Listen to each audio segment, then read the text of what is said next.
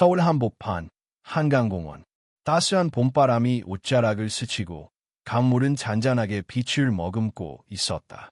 강준석은 다이바이오푸드의 대표로서 자선 급식 봉사 현장에 참석하고 있었다. 창립 10주년 기념으로 기획된 행사였고 언론도 다수 몰려 있었다. 카메라 플래시가 번쩍일 때마다 그는 익숙한 미소를 지어 보였다. 깔끔한 검정 정장 위에 앞치마를 두르고 서 있는 그의 모습은 단단한 성공의 상징처럼 보였다. 그러나 겉으로는 여유로워 보이는 그의 표정 뒤에는 오랫동안 비워진 공허함이 숨어 있었다. 아무리 일과 성공으로 채워도 메워지지 않는 빈자리가 늘 마음 한편에 도사리고 있었다. 감사합니다, 대표님. 한 어르신이 식판을 내밀며 떨리는 손으로 고개를 숙였다. 준석은 정성스럽게 국을 떠주며 부드럽게 웃었다. 맛있게 드세요. 그 순간이었다. 작은 목소리가 그의 귓가를 스쳤다. 엄마, 배고파. 준석은 반사적으로 고개를 들었다. 그리고 그 순간 그의 세상은 멈췄다. 줄을 서 있던 한 여성이 식판을 들고 서 있었다. 그녀의 얼굴이 선명하게 눈에 들어왔다. 그 이름, 그 얼굴, 은지원이었다. 8년 전 서류에 도장을 찍고 돌아서야 했던 바로 그 여인. 더 이상 볼 수 없을 거라 믿었던 과거가 오늘 이렇게 현실 앞에 나타난 것이다. 준석의 손에서 국자가 미세하게 떨렸다. 그는 멍하니 그녀를 바라보았다. 지원은 그를 전혀 알아보지 못한 듯 아무 감정 없는 표정으로 말했다. 여기요, 아이들 것도 부탁드릴게요. 아이들. 그제야 준석의 시선이 그녀 옆으로 향했다. 작은 손을 꼭 쥔 두 아이가 그녀 곁에 서 있었다. 7살쯤 되어 보이는 남자아이와 여자아이. 그들의 얼굴을 보는 순간 준석의 숨이 멎었다. 남자아이의 왼쪽 볼에는 그와 똑같은 보조개가 패여 있었고 여자아이의 눈 밑에는 작은 점이 있었다. 너무나도 낯익은 자신의 유년 시절 사진에서 늘 보던 바로 그 점. 준석은 속으로 되뇌었다. 설마 그럴 리 없어. 이미 재혼했겠지. 그 사람 아이겠지. 그는 떨리는 손으로 아이들의 식판에 밥을 퍼 담았다. 밥 많이 주세요. 남자아이가 해맑게 웃으며 말했다. 준석은 그의 미소에 가슴이 먹먹해졌다. 응, 많이 줄게. 그의 목소리는 자신도 모르게 갈라졌다. 지호는 작게 고개를 숙이며 인사했다. 감사합니다. 그리고 아이들의 손을 잡고 돌아섰다. 배식이 끝난 후 준석은 구석자리에 앉은 세 사람을 바라보았다. 작고 낡은 도시락 상자 위에 엄마와 아이들이 조용히 밥을 먹고 있었다. 지호는 자신의 반찬을 아이들 식판으로 옮겨주며 말했다. 엄마는 괜찮아. 너희가 많이 먹어. 여자아이가 물었다. 엄마는 얘 안 먹어. 엄마는 배 안 고파. 그 대화를 듣는 순간 준석의 가슴이 찢어질 듯 아팠다. 대표님, 이동하실 시간입니다. 비서의 조용한 목소리가 들려왔다. 준석은 마지막으로 그들을 바라보았다. 가난하지만 따뜻한 가족의 모습, 서로를 바라보며 웃는 그들의 눈빛이 자신이 쌓아온 성공보다 훨씬 빛나 보였다. 그는 차량으로 향하면서도 계속 뒤를 돌아보았다. 벤츠 뒷좌석에 앉아 창밖을 바라보던 그의 눈은 자꾸만 그 소박한 풍경을 찾았다. 차가 출발한 후에도 마음은 한강공원에 머물러 있었다. 그것은 운명의 재해였다. 그리고 그는 아직 몰랐다. 이 만남이 자신의 인생을 완전히 뒤흔들게 될 진실로 이어진다는 것을. 8년 전 12월의 마지막 주. 서울은 유난히도 추운 겨울이었다. 도로 위엔 눈이 얼어붙어 있었고 거리는 연말 분위기로 분주했지만 강준석의 마음은 싸늘한 얼음 같았다. 그는 일본 지사에서 3주간의 출장을 마치고 돌아온 바로 그날 어머니인 최하란 여사에게 호출을 받았다. 지금 바로 본가로 와. 차 안에서 이상한 예감을 느꼈다. 하지만 그때까지만 해도 그 감정이 앞으로 일어날 모든 것을 암시하는 신호일 줄은 몰랐다. 본가 거실에 들어서자 어머니는 이미 준비해둔 서류를 식탁 위에 꺼내놓고 있었다. 이걸 봐. 하얀 봉투 안에는 몇 장의 사진과 출력된 문자 메시지가 들어있었다. 사진 속에는 지원으로 보이는 여자가 어떤 남자와 커피숍에서 대화를 나누는 장면, 같은 아파트 단지 근처에서 마주치는 장면이 담겨 있었다. 그리고 문자 내용에는 다정한 말투로 오늘도 즐거웠어요. 다음엔 집 앞 말고 다른 데서 보자는 문구가 남겨져 있었다. 준석은 얼굴이 굳어졌다. 이게 뭐예요? 가도 모르겠니? 그년 바람났어. 최하란의 말투는 단호했다. 그녀는 의심의 여지 없이 확신에 차 있었고 그 확신이 준석의 판단을 흐리게 만들었다. 출장 중에 이런 짓을 하고 있었단 말이지. 너한테는 그 여자가 너무 순진하고 착해 보였겠지만 결국 다 똑같아. 배경도 없는 여자한테 뭘 바랬니? 준석은 머리가 아찔해졌다. 지원의 웃는 얼굴이 떠올랐다. 새벽까지 일하며 도시락을 싸주던 모습, 출근길에 손등을 꼭 잡아주던 따뜻함. 그 모든 게 거짓이었단 말인가. 그날 밤, 그는 직접 집으로 돌아왔다. 지원은 식탁에 저녁을 차려놓고 기다리고 있었다. 여보, 왔어요. 많이 피곤했죠? 말 돌리지 말고, 이게 뭐야? 그는 사진을 테이블 위에 내던졌다. 지원은 사진을 들여다보며 눈이 커졌다. 이게 무슨? 설명해. 누구야? 이 남자. 지원은 입술을 떨었다. 회사 선배예요. 그날은 프로젝트 문제로. 말도 안 되는 소리 하지 마. 정말이에요. 오해예요. 준석 씨, 내 말 좀 들어봐요. 그녀가 다가오자 준석은 한 발 물러섰다. 기회 줄게. 내일 아침까지 이 집에서 나가. 당신 지금 무슨 말을 하는 거예요? 이혼하자. 지원은 말을 잇지 못했다. 그의 얼굴은 낯설게 보였다. 믿고 의지했던 남자가 아닌 철저하게 벽을 세운 타인의 얼굴이었다. 왜 이렇게 쉽게 믿어버리는 거죠? 단 한 번이라도 제 말을 들어줄 생각은 없어요? 내가 내 눈앞에서 거짓말을 하니까. 그 말에 지원의 눈에서 눈물이 흘러내렸다. 그렇게 날 믿지 못했어요. 그날 밤, 그녀는 아무 말도 없이 옷가방 하나를 들고 집을 나섰다. 눈이 내리던 겨울밤, 골목 끝으로 사라지던 그녀의 뒷모습이 준석의 뇌리에 깊이 박혔다. 그리고 다음 날, 변호사 사무실에서 도장을 찍고 이혼이 성립되었다. 모든 게 그렇게 너무도 빠르게 끝났다. 그 후로 준석은 집으로 돌아가지 않았다. 일에 더 몰두했고, 더 많은 프로젝트를 수주했고, 회사는 그를 중심으로 빠르게 성장했다. 그러나 어느 순간부터 밤이 되면 침묵이 더 크게 다가왔다. 집 안은 너무도 조용했고 커피 한 잔을 마셔도 누군가의 손길이 그리워졌다. 사진 한 장, 문자 한 줄. 그것이 두 사람의 인연을 끊어버린 전부였다. 하지만 그는 그때 몰랐다. 지원은 집을 나선 그날 병원에서 한 가지 소식을 듣게 되었다. 임신입니다. 쌍둥이네요. 지금 8주 정도 되셨어요. 진료실 안에서 초음파 사진을 받아든 그녀는 아무 말도 하지 못했다. 한 손으로 입을 가린 채 울음을 삼켰다. 준석의 아이, 그리고 이제 세상에서 그녀 혼자만이 키워야 할 생명들. 그녀는 고개를 숙이고 병원 문을 나섰다. 눈발이 세차게 흩날리는 거리. 아무도 그녀에게 우산을 씌워주지 않았다. 그 순간 지원은 다짐했다. 이 아이들만큼은 어떤 대가를 치르더라도 지켜내겠다고. 그리고 그 선택이 그녀를 8년의 고독한 여정으로 이끌게 될 줄은 아무도 몰랐다. 서울 변두리 관악구의 허름한 고시원.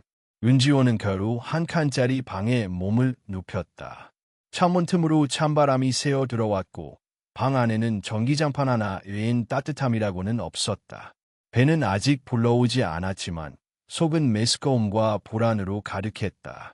병원에서 쌍둥이라는 말을 들은 후 지원은 멍한 얼굴로 거리를 걸었다. 눈발이 흩날리고 있었고 지나가는 사람들 틈에 섞여 그녀는 한없이 작아졌다. 어떻게 해야 할까? 혼자서 두 아이를 키울 수 있을까? 말만 해도 지독한 현실이었다. 하지만 단 하나, 마음속에 선명한 결심이 자리했다. 엔드코트, 버리지 않겠다.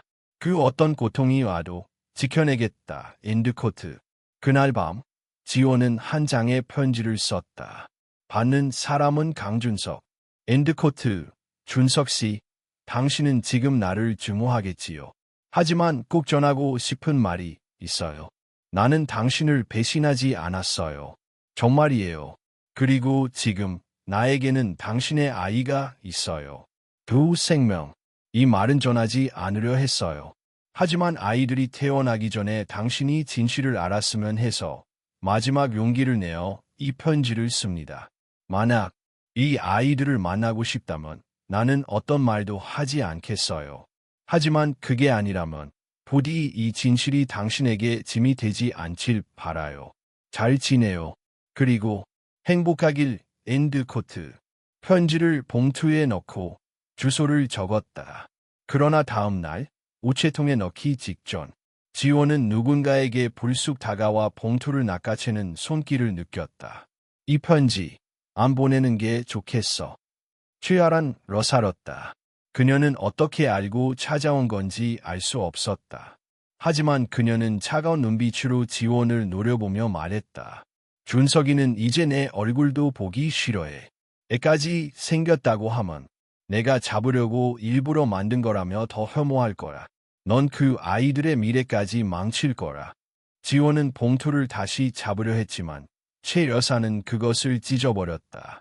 내가 사라져주는 게 그 얘들한테도 준석이한테도 제일 좋은 일이야. 그 말 앞에서 지호는 아무 말도 할 수 없었다. 그렇게 편지는 세상에 도달하지 못한 채 찢겨졌다. 그리고 진실은 그날 이후로 봉인되었다. 시간이 흘렀고 배는 점점 불러왔다. 지호는 작은 자취방을 얻어 몸을 숨기듯 지냈고 출산 예정일을 손꼽아 기다렸다. 그리고 어느 눈 내리는 날 그녀는 서울의 한 작은 산부인과에서 두 아이를 낳았다. 축하합니다. 건강한 남자아이와 여자요. 눈물 범벅인 얼굴로 지호는 두 아이를 품에 안았다. 작고 여린 생명, 자신의 품에 안겨 울음을 터뜨리는 아이들을 바라보며 그녀는 마음속으로 다짐했다. 절대 후회하지 않아. 너희는 나의 전부야. 그녀는 아이들에게 각각 이름을 지어주었다. 남자에게는 강민준, 여자에게는 강민서. 부성, 성, 은 그대로 남겼다. 그것이 그녀가 아이들에게 남겨줄 수 있는 단 하나의 흔적이었다. 육아는 시작부터 고난이었다. 신생아 시절 밤낮 없이 울어대는 아이들, 젖병을 사기 위한 지출, 기저귀값, 산후조리도 제대로 하지 못한 채 지호는 곧바로 일자리를 알아보았다.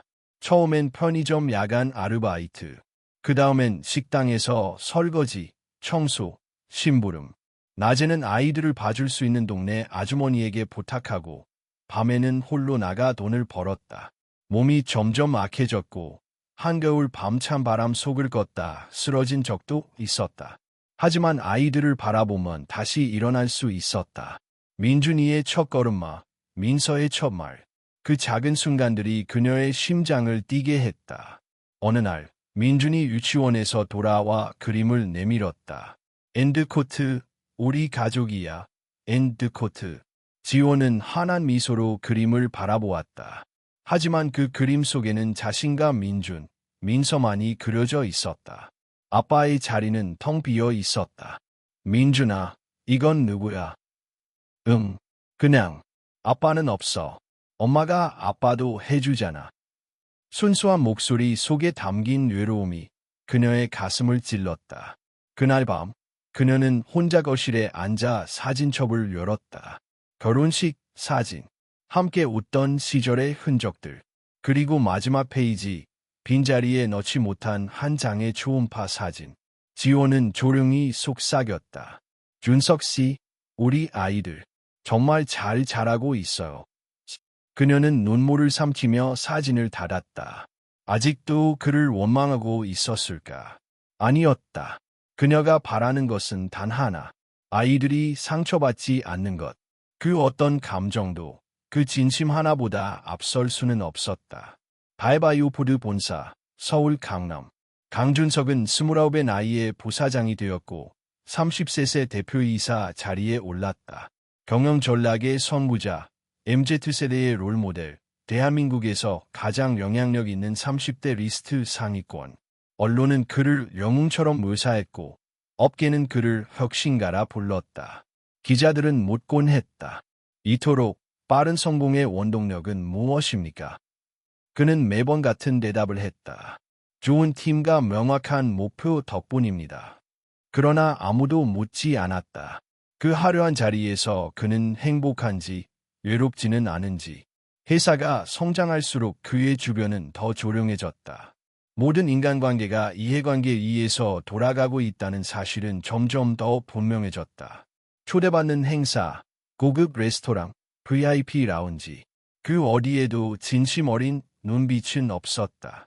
밤늦게까지 회의 후 집으로 돌아오는 길, 도산공원 근처의 고급 펜트하우스에 도착하면 정막이 그의 몸을 감쌌다. 불을 켜도 아무도 반기지 않았다. 식탁 위에는 차갑게 식은 음식과 정적만이 존재했다. 그는 종종 과거의 버릇대로 문을 열며 나왔어 라고 말하고 멈칫하곤 했다.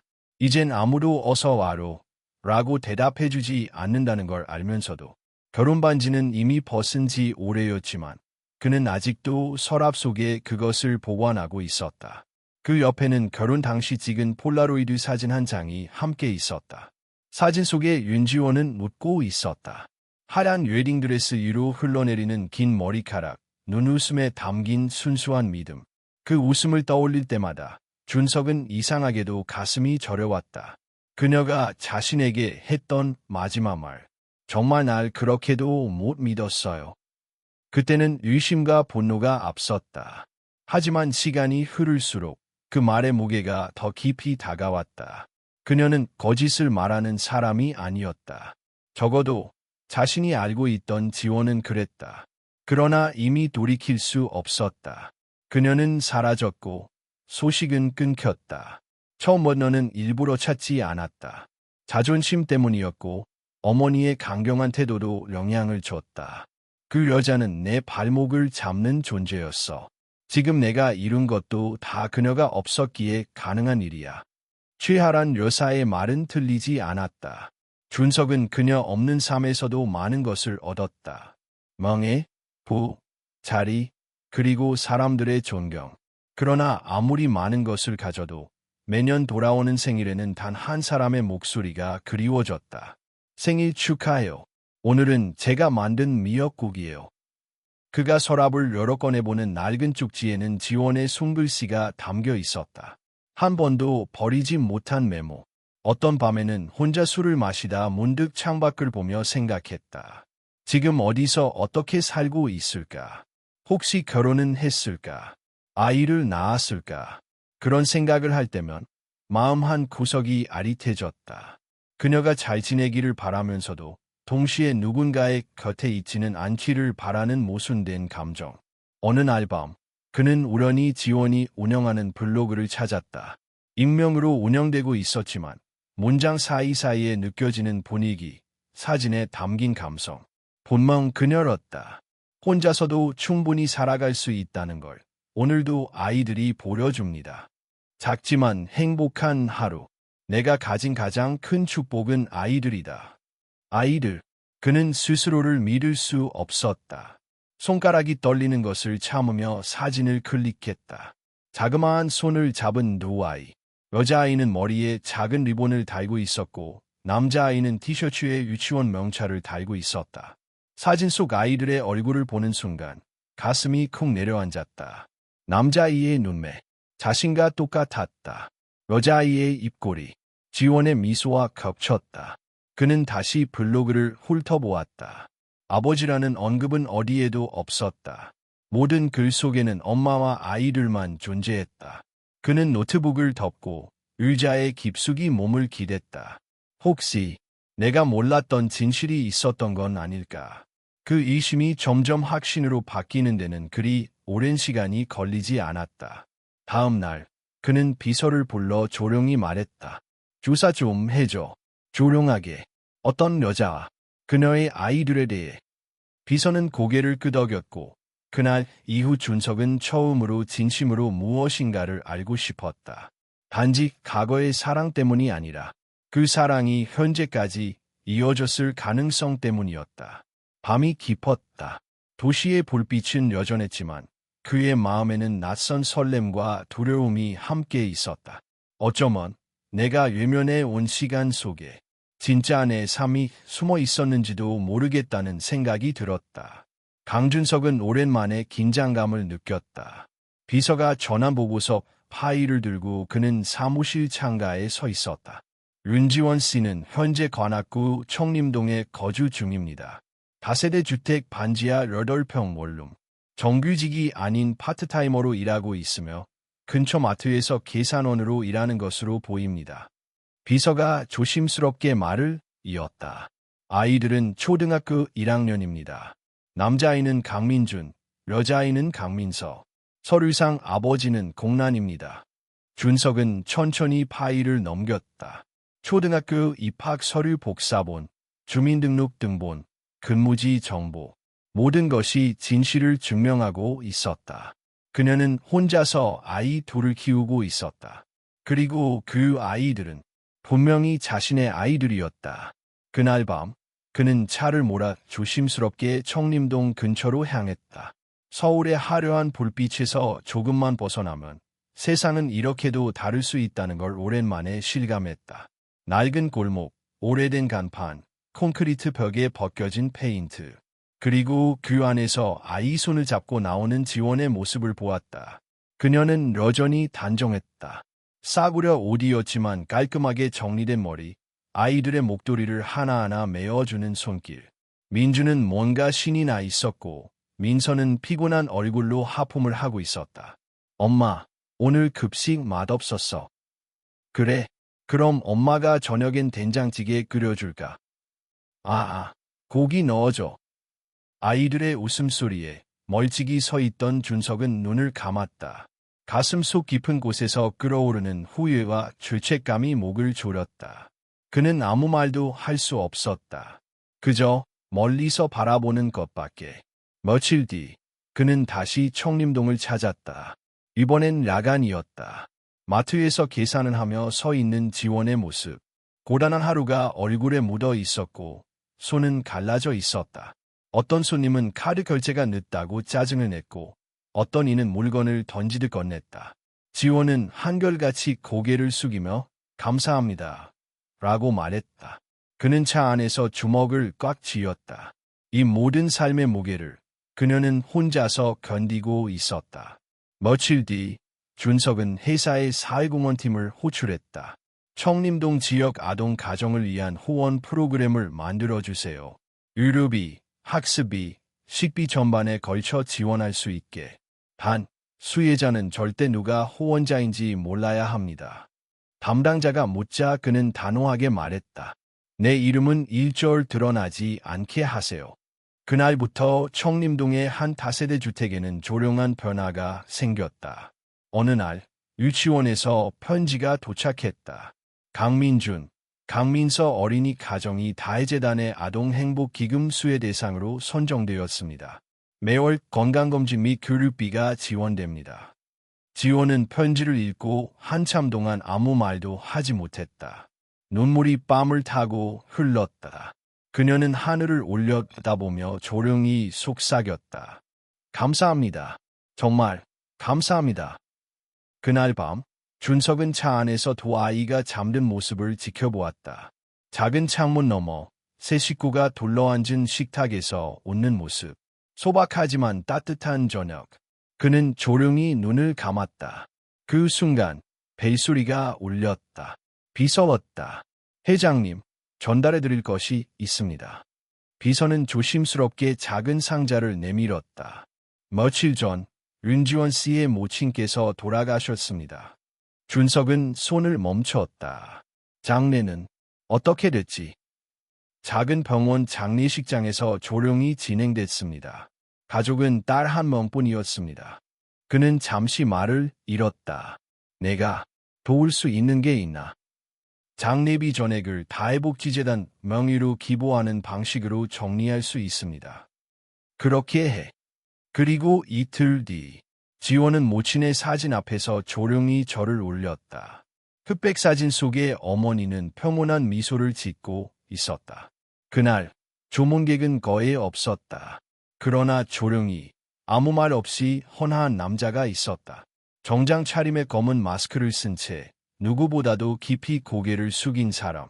지호는 고개를 들어 그 뒷모습을 바라보았다. 익숙한 어깨선, 익숙한 걸음.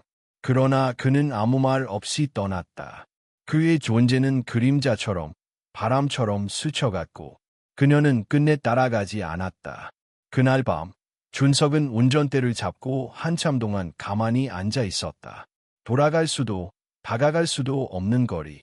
그러나 마음만큼은 이미 그녀 곁에 있었다. 그는 처음으로 진심으로 바랐다. 그녀가 행복하기를, 아이들이 다치지 않기를, 그리고 언젠가 자신을 용서해 주기를. 아직 말할 수는 없었다. 아직 다가갈 수는 없었다. 하지만 그는 매일 그 자리에 있었다. 보이지 않는 손길로 그녀의 하루를 조용히 지탱해주마. 한강공원의 오후는 따스한 햇살로 가득했다. 봄이 깊어가는 시기, 벚꽃은 이미 졌지만 연두빛 나뭇잎은 생기를 머금고 있었다. 강준석은 평소와 다르게 모자를 눌러쓰고 마스크를 착용한 채 공원 벤치에 앉아 있었다. 그의 시선은 자연스럽게 놀이터 쪽으로 향했다. 그곳에는 윤지원과 두 아이가 있었다. 민준과 민서는 나무 그네와 미끄럼틀을 번갈아 타며 웃고 있었다. 지원은 벤치에 앉아 작은 도시락을 정리하고 있었고 가끔씩 아이들에게 눈을 돌려 손을 흔들었다. 그 모습은 평범했고 너무도 일상적이었지만 준석에게는 숨이 막힐 만큼 특별했다. 그는 매주 한 번씩 이 장면을 보기 위해 여기에 왔다. 단 한 번도 다가가지 않았지만 그녀와 아이들이 웃고 있는 모습을 보는 것만으로도 그에게는 살아있는 감각을 되찾는 듯한 기분이었다. 민준아, 그네 천천히 타. 너무 높이 가지 마. 지원의 목소리가 멀리서 들려왔다. 그러자 민준은 장난스러운 목소리로 소리쳤다. 알겠어, 엄마. 나 이제 혼자 탈 수 있어. 하지만 바로 그 순간 민준의 몸이 그네에서 중심을 잃고 앞으로 튕겨나가듯 떨어졌다. 준석은 반사적으로 자리에서 일어났다. 지원도 놀라서 자리에서 달려나갔지만 이미 그보다 먼저 누군가 민준의 팔을 잡아 넘어지는 걸 막아주고 있었다. 바로 준석이었다. 민준은 잠시 놀란 얼굴로 그를 올려다보았다. 준석도 민준을 바라보며 숨을 고르고 있었다. 괜찮아. 네. 민준은 울먹이다가 그 낯선 남자의 손을 붙잡고 말했다. 고마워, 아저씨. 그리고 다음 말은 너무도 자연스럽게 튀어나왔다. 아빠, 난 무서웠어. 그 순간 시간이 멈춘 것 같았다. 지호는 멈춘 걸음으로 그 장면을 지켜보았다. 그녀의 눈이 크게 흔들렸다. 준석은 그대로 굳어버린 듯 민준의 얼굴을 내려다보았다. 지금 뭐라고 했니? 민준은 손으로 눈을 닦으며 중얼거렸다. 그냥 아빠 같아서 꿈에 본 적 있어요. 나한테 미소 짓는 아빠. 아저씨가 그 사람이랑 닮았어요. 말끝을 흐리는 민준의 목소리에 준석은 속에서 무언가 무너져 내리는 소리를 들었다.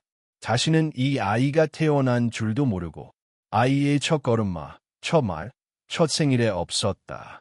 그 공백의 시간들이 한꺼번에 몰려왔다. 그는 무릎을 꿇고 민준의 눈높이에 맞췄다. 조심스레 아이의 어깨를 감쌌다. 정말 무서웠겠다. 다치지 않아서 다행이야. 민준은 고개를 끄덕이며 고맙다는 듯 그의 품에 안겼다.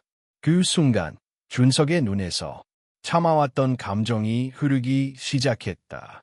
말없이 조용히 눈물이 흘렀다. 지호는 조용히 다가왔다. 그녀는 어떤 말도 하지 못했다. 그저 그 장면을 바라보았다. 민서가 엄마의 손을 잡고 물었다. 저 아저씨 누구야? 애 오빠가 안겨있어. 지호는 애써 미소를 지으며 대답했다. 착한 사람이야. 오빠를 도와줬어. 잠시 후 민주는 고개를 들고 물었다. 아저씨, 또 만날 수 있어요? 준석은 대답하지 못했다. 그저 고개를 살짝 끄덕였다. 그것이 지금 그가 할 수 있는 전부였다. 아이들을 데리고 자리를 떠나는 지원의 뒷모습을 바라보며 준석은 스스로에게 물었다. 이제는 다시 그들의 삶 속으로 걸어 들어가야 하는 걸까? 그럴 자격이 자신에게 있을까? 하지만 분명한 건 하나였다. 아이의 입에서 무심코 튀어나온 그 한마디. 아빠. 그 말은 단순한 호칭이 아니었다. 그건 그가 잃어버린 모든 시간에 대한 대답이었다. 그날 밤, 준석은 오랜만에 자신의 이름으로 와인을 따랐다. 그러나 한 모금도 넘기지 못했다. 대신 오랜만에 꺼낸 상자에서 한 장의 사진을 꺼냈다. 초음파 사진. 8년 전 그가 전혀 모른 채 지나쳤던 생명의 첫 흔적. 이제 그는 결심했다. 모든 것을 되돌릴 순 없겠지만 늦더라도 지금부터 시작하겠다고. 단 한 걸음씩이라도 아이들 곁으로 지원의 마음으로 다시 다가가겠다고. 며칠이 흘렀다. 그날 한강에서의 만남 이후 강준석의 일상은 예전과 같지 않았다. 회사 회의 중에도 기자 인터뷰 중에도 식사 자리에서도 머릿속을 떠나지 않는 건 단 하나. 아빠. 민준의 그 한마디가 머릿속을, 가슴을, 온몸을 흔들고 있었다. 준석은 스스로에게 물었다. 이제야 알았을까? 그때 단 한 번이라도 그녀의 말을 들어볼 생각을 하지 않았을까? 그는 혼자서 과거의 기억을 되짚기 시작했다. 그리고 떠오른 한 사람, 바로 어머니, 최하란 여사였다. 그 여자는 내 인생에 도움이 안 돼. 아무 배경도 자산도 없는 여자. 앞으로는 그런 사람과 엮이지 마. 그녀는 이혼을 강하게 밀어붙였다. 의심과 오해를 부추기며 사진과 메시지라는 증거를 손에 쥐고 나타났던 날. 그때는 몰랐다. 어머니가 그런 방식으로 사람을 조종할 수 있다는 걸. 하지만 이제는 확신할 수 있었다. 무언가 감추고 있었다. 그는 주저하지 않고 어머니의 집으로 향했다. 서울 성북동 고급 저택. 자동문이 열리고 익숙한 정원이 보였다. 거실에는 고요한 클래식 음악이 흐르고 있었고 최하란 여사는 여전히 단정한 차림으로 티를 마시고 있었다. 오랜만이구나. 무슨 일로 왔니? 준석은 인사도 없이 본론을 꺼냈다. 8년 전 지원과의 이혼. 엄마가 만든 일이었지. 최하란 여사는 미간을 찌푸렸다. 갑자기 그게 무슨 말이니? 사진과 문자. 지금 와서 생각하면 너무 조작 같아. 그 남자, 회사 선배라고 했던 사람. 사실 엄마가 고용한 사람이었지. 그녀는 잠시 말을 멈췄다. 그러다 조용히 컵을 내려놓았다. 그래, 맞다. 순간 준석은 심장이 멎는 듯했다. 그의 목소리는 떨리고 있었다. 왜 그런 짓을 했어? 그 여자는 너랑 어울리지 않았어. 내 위치, 내 미래, 그런 여자를 옆에 둬선 안 됐어. 그건 내 선택이야. 내 인생이라고. 그래서 망치게 둘 수 없었어. 하라는 조용히, 그러나 단호하게 말했다. 나는 너를 위해서였어. 그 여자가 임신했다는 것도 알았어. 그래서 더 확실하게 정리했지. 뭐라고? 그날 편지 들고 우체국 가던 거. 내가 직접 찾아가서 찢어버렸어. 준석은 믿을 수 없다는 듯 고개를 저었다. 엄마는 내 아이가 생긴 줄 알면서도 그걸 숨기고 그녀를 쫓아냈다고. 그래, 너는 몰랐어야 했어. 그래야 제대로 살 수 있었으니까. 그 말은 마치 판결문처럼 무거웠다. 준석은 무너진 듯 웃음을 터뜨렸다. 그러나 그 웃음은 곧 분노로 번졌다. 엄마는 내 가족을 죽였어. 하라는 고개를 돌렸다. 가족, 그게 가족이었니? 그 아이들이 내 이름을 달고 태어난다고 해서 모든 걸 포기하고 그 여자랑 살았어야 했단 말이야. 준석은 더는 참을 수 없었다. 엄마는 한 번이라도 내 마음을 생각해 본 적 있어.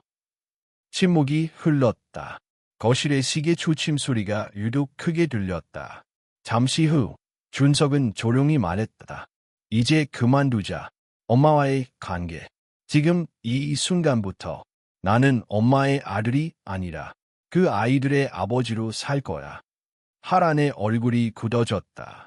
그녀는 아들이 이렇게 단호하게 등을 돌릴 거라 생각하지 못했다.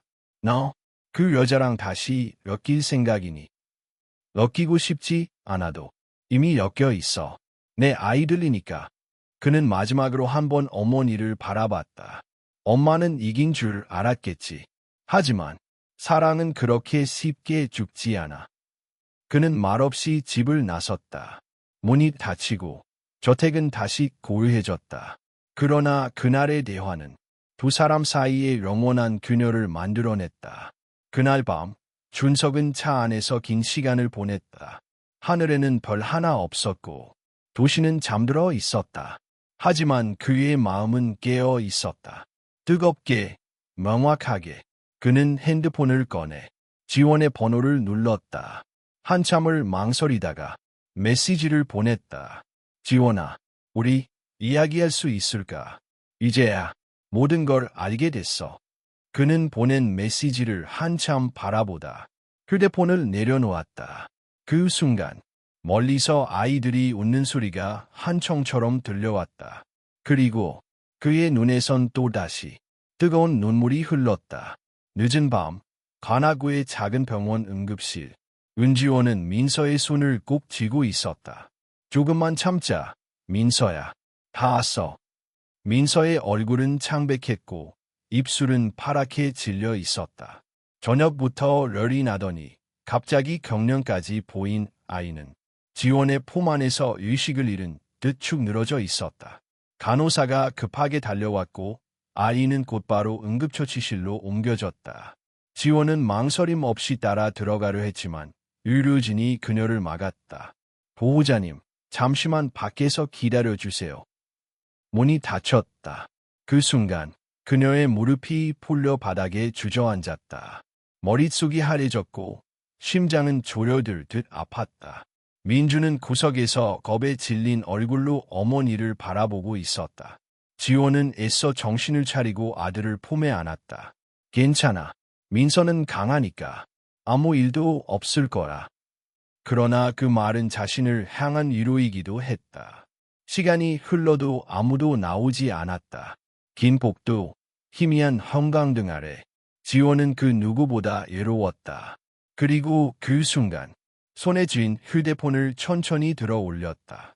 망설임 끝에 그녀는 오랫동안 저장만 해둔 번호를 눌렀다. 신호음이 2번 울리고 연결되었다. 여보세요. 그 목소리는 여전히 낮고 단단했다. 8년 전과 다를 것 없었다. 그러나 들리는 순간 지원은 모든 감정이 터져 나오는 것을 막을 수 없었다. 준석 씨. 잠시 침묵. 그 침묵 속에서 수많은 감정이 교차했다. 그는 낮은 숨소리로 말했다. 지원아, 무슨 일이야? 민서가 병원에 있어. 고열이. 갑자기. 그는 말을 멈추지 않았다. 어디야?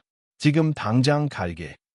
병원의 주소를 묻고 전화를 끄는 그는 곧바로 차를 몰고 달렸다. 서울의 야경은 여전히 화려했지만 그의 눈에는 아무것도 들어오지 않았다. 1시간도 채 지나지 않아 준석은 병원에 도착했다. 긴 복도 끝 의자에 앉아있는 지원의 모습을 발견한 순간 그는 더 이상 망설이지 않았다. 지원아. 그녀는 고개를 들었다. 눈가가 부어 있었고 손은 떨리고 있었다. 그가 다가와 옆에 앉았다. 의사는 뭐래? 아직 정확한 진단은 안 나왔어. 바이러스성 폐렴일 수도 있다고. 호흡이 너무 가빠서 중환자실로 옮긴대. 그는 한참 말을 잇지 못했다. 조용히 그녀의 손을 덮었다. 지원은 그 손길을 피하지 않았다.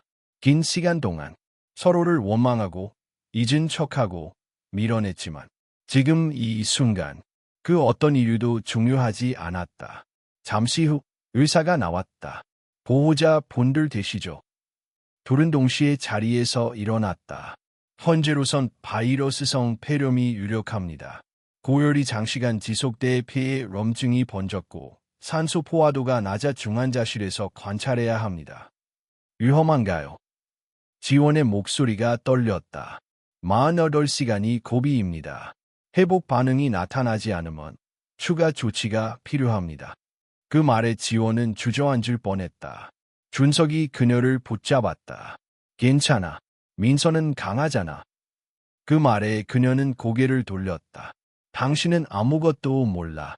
아이들이 어떤 환경에서 자라왔는지, 얼마나 자주 병치레를 했는지, 내가 얼마나 매일 밤 새우며 지켜봤는지. 그의 얼굴에 미안함이 서렸다. 그래, 나는 아무것도 몰랐어. 하지만 이제부터라도 알고 싶어. 곁에 있고 싶어. 지원은 입술을 깨물며 고개를 숙였다. 이제 와서 그런 말 한다고 모든 게 되돌아오진 않아. 그는 조용히 대답했다. 되돌릴 수 없다면 새로 시작하면 돼. 그 말은 마치 오래 준비해온 고백처럼 부드럽지만 단단했다. 그 순간 간호사가 다가왔다. 중환자실에서 보호자 한 분은 들어가실 수 있어요. 지원이 먼저 들어가려 했지만 민준이 갑자기 그녀의 옷자락을 붙잡았다. 엄마, 나도 무서워. 지원은 잠시 망설이다가 조용히 준석을 돌아봤다. 당신이 들어가. 민서, 당신 품에서도 안정을 찾을 수 있을 거라. 그는 놀란 듯 그녀를 바라보다 고개를 끄덕였다. 하얀 가운을 입고 중환자실의 문을 지나 아이 앞에 섰을 때 민서는 산소 마스크를 쓴 채 잠들어 있었다. 작고 연약한 숨소리, 수많은 기계음 사이에서 그는 아이의 손을 조심스럽게 잡았다. 민서야, 아빠야, 아직은 잘 모르겠지. 하지만 아빠가 여기 있어. 이제 너희 곁을 떠나지 않을 거야. 그의 눈가에서 다시금 눈물이 흘렀다. 그것은 8년간의 부채감, 사랑의 회복을 향한 첫걸음이기도 했다. 밖에서 기다리던 지원은 창 너머로 그 장면을 바라보았다. 그리고 처음으로 그의 등에 기대고 싶다는 생각이 들었다. 민서는 다행히 고비를 넘겼다. 열이 조금씩 내리고 호흡도 안정되면서 의사들은 이틀 만에 중환자실에서 일반 병실로 옮겨도 된다고 말했다. 침대 위에 민서는 아직 기운이 없어 보였지만 눈을 뜨고 준석을 바라보며 속삭였다. 아빠, 또 올 거죠? 그 짧은 말에 준석은 잠시 말을 잇지 못했다. 눈시울이 뜨거워지려는 걸 참고 그는 조용히 아리의 이마에 손을 얹었다. 그럼 아빠는 이제 늘 여기 있을 거야. 병실 한쪽에 앉아 있던 윤지원은 그 모습을 조용히 지켜보았다. 민주는 병실 구석에서 책을 읽다 말고 두 사람을 번갈아 보며 말했다. 우리 진짜 가족 되는 거라. 그 물음에 지원은 눈을 감았다. 그리고 마음속 깊은 곳에서 8년간 꾹꾹 눌러왔던 감정들이 밀려왔다.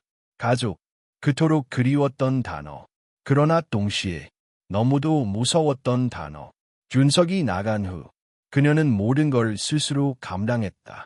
누구도 기대지 못한 채 아이들을 지키는 데에만 온 삶을 쏟아부었다. 그런데 이제 그 사람이 다시 나타나 아이들의 마음을 단숨에 가져가 버렸다. 화가 나라 할까? 기뻐해야 할까? 그녀는 아직 혼란스러웠다. 며칠 후 병원 복도. 준석은 조용히 그녀에게 물었다.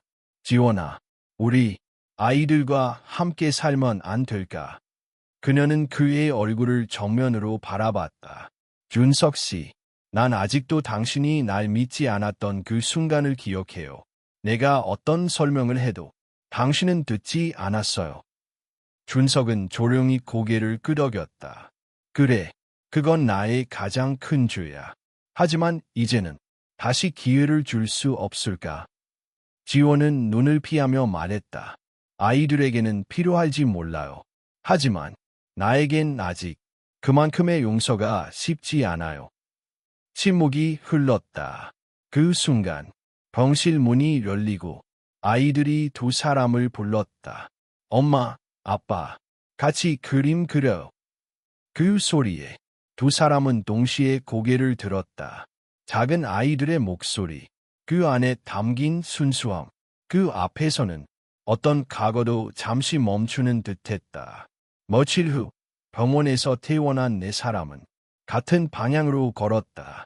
지호는 여전히 자신의 다세대 주택으로 돌아가려 했지만 준석은 조용히 말했다. 우리 집으로 오자. 아이들 방도 준비했어. 지호는 머뭇거리다. 결국 아이들의 손에 이끌려 준석의 집으로 향했다. 그곳은 넓었고 모든 것이 갖춰져 있었지만 지호는 불편했다. 하루 이틀 정도 머물다 다시 돌아가야겠다고 생각했다. 그러나 아이들은 금세 적응했다. 민서는 거실 바닥에서 춤을 추었고 민주는 벽에 걸린 가족 사진을 보며 웃었다. 하루 저녁 지호는 베란다에서 혼자 생각에 잠겨 있었다. 그때 준석이 조용히 다가와 따뜻한 차 한 잔을 건넸다. 이 집이 꼭 내 집이 되었으면 좋겠어. 지호는 컵을 받으며 말했다. 모든 걸 다 되돌릴 수는 없어요. 하지만 아이들을 위해서라도 조금씩 노력해 볼게요. 그 말은 작지만 가장 큰 변화의 시작이었다. 그러나 그 평화는 오래가지 않았다. 며칠 후 준석의 어머니 최하란 여사가 예고 없이 집을 방문했다. 현관문이 열리는 순간 거실에 있던 민준과 민서는 고개를 들고 낯선 얼굴을 바라보았다. 너희가 내 손주들이니? 하란 여사는 억지로 웃으려 했지만 얼굴은 굳어 있었다. 지호는 그녀를 보자 얼굴이 하얗게 질렸다. 그녀 역시 잊지 않고 있었다. 8년 전 자신의 인생을 송두리째 바꿔놓은 사람. 준석은 서둘러 어머니를 거실로 모셨다. 왜 왔어? 하라는 단도직입적으로 말했다. 이 아이들이 내 손주라는 건 인정하겠어. 하지만 그 여자와 함께 사는 건 안 돼. 지호는 그 말을 들은 순간 자리에서 일어섰다. 준석 씨, 난 가야겠어요. 안 돼, 지호나, 제발. 그러나 그녀는 단호했다. 당신 어머니가 아직도 날 인정하지 않는다면 우리는 시작도 못해요. 하라는 침묵했다. 준석은 어머니를 바라보며 낮은 목소리로 말했다. 엄마, 이번엔 내 선택을 막지 마. 그 말에 거실은 조용해졌다. 아이들은 두 어른 사이의 긴장감을 느끼며 조용히 서로의 손을 잡았다. 그리고 그날 밤 지호는 방에 들어가 아이들의 잠든 얼굴을 오래 바라보았다. 민서의 작은 손이 자신의 손을 꼭 붙잡고 있었다. 그녀는 조용히 중얼거렸다. 가족이라는 게 이토록 아픈 길이었구나. 그러나 그 고통을 지나야 진짜 의미를 찾을 수 있다는 걸 그녀는 조금씩 깨달아가고 있었다. 봄의 끝자락, 따뜻한 바람이 창문을 넘어 실내로 스며들었다. 아이들의 웃음소리가 집 안에 울려 퍼지고 거실에는 햇살이 가득했다. 그날 아침, 윤지호는 주방에서 민서의 아침 도시락을 싸고 있었다. 민주는 식탁에서 숙제를 하고 있었고 준석은 커피를 내리며 두 아이를 번갈아 바라보았다. 이제는 어색하지 않은 일상. 서로 다른 시간에 흘러왔던 네 사람의 삶이 서서히 같은 박자를 찾아가고 있었다. 하지만 지원의 마음 한쪽은 여전히 무겁고 조심스러웠다. 전날 밤 준석은 다시 한번 그녀에게 물었다. 우리 다시 가족이 되지 않을래? 이번에는 예전처럼 무작정 묻지 않았다. 눈을 바라보고 기다릴 줄 아는 사람이 되어 있었다. 지원은 그 질문 앞에서 오랜 시간 잠들지 못했다. 자신이 무엇을 두려워하는지 차근차근 되짚어 보았다. 용서, 그건 그를 위한 것이 아니라 자신을 위한 것이었다. 그리고 사랑, 그건 완벽한 사람이 주는 게 아니라 부서진 사람끼리도 서로를 감싸줄 수 있다는 믿음이었다. 그녀는 조용히 민서와 민준의 자는 얼굴을 바라보았다. 아이들은 이미 그를 아빠라 부르고 있었다. 그리고 그 부름 속에는 의심이 아닌 신뢰가 담겨 있었다. 그 다음 날, 지원은 조용히 아이들을 데리고 공원을 찾았다. 그녀는 아이들에게 물었다. 혹시 엄마랑 아빠가 다시 함께 사는 게 어때? 민주는 환하게 웃었고 민서는 고개를 끄덕이며 말했다. 그럼 매일 아빠가 학교 데려다 줄 수 있지. 그 말에 지원은 미소 지으며 마음을 정했다. 그날 저녁, 준석은 일찍 퇴근했다. 지원은 준비해 둔 저녁상을 꺼내며 그를 기다리고 있었다. 오늘은 내가 저녁했어. 아이들이 좋아하는 반찬 위주로. 준석은 놀란 듯 웃으며 식탁에 앉았다. 민준과 민서도 의자에 나란히 앉았다.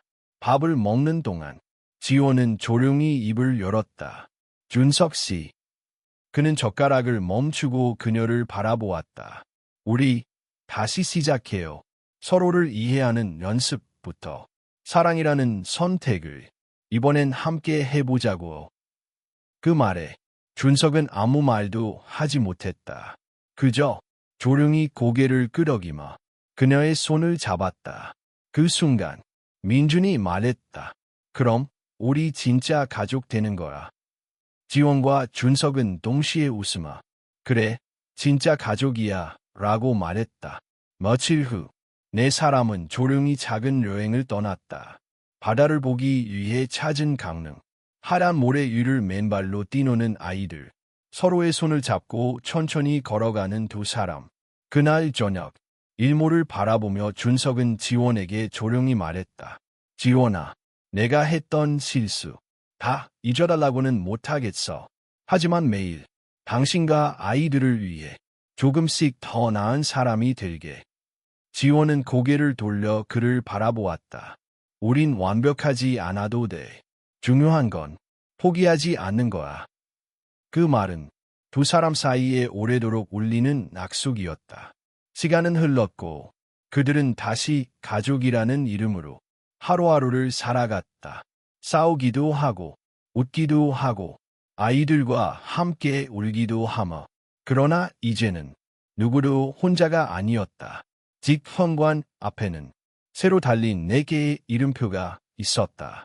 강준석, 은지원, 강민준, 강민서. 그 이름표 위로 햇살이 따뜻하게 내려앉았다. 그리고 어느 봄날의 오후 네 식구는 함께 웃고 있었다. 비로소 진짜 가족이 되었다.